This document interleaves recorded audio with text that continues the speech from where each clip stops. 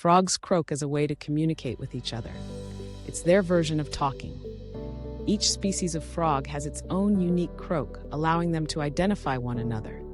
They croak to attract a mate, establish territory, or warn off potential predators.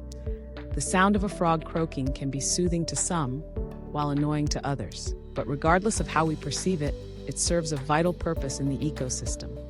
Frogs play a crucial role in controlling insect populations, making their croaking essential for maintaining a balanced environment.